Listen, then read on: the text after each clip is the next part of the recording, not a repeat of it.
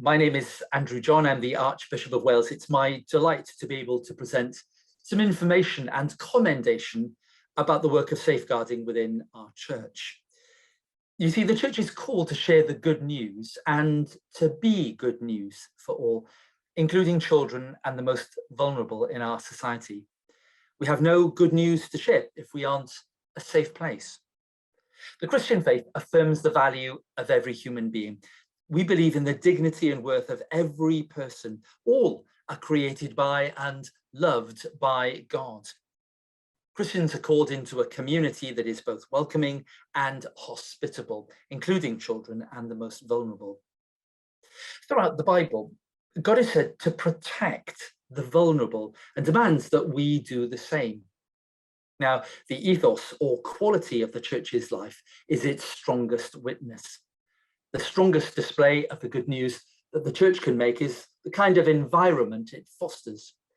When we embody a safe place at every turn, a place of hope and security, then and only then can we talk about the church as safe, as the giver of hope and security.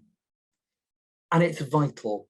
It's so important that all those in positions of responsibility and authority are entirely trustworthy to uphold these positions.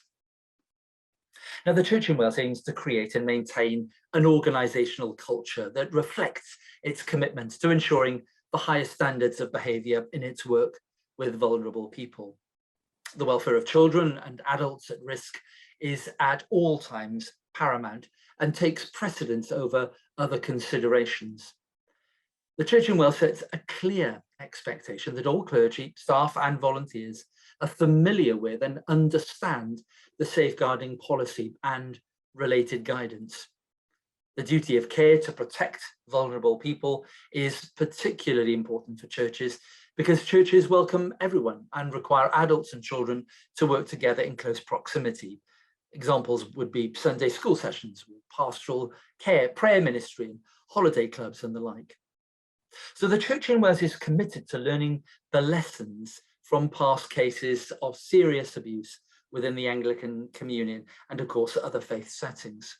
We'll adopt a continuous improvement approach to strengthen our safeguarding response, which will include the implementation of recommendations from inquiries and reviews, such as the independent inquiry into child sex abuse.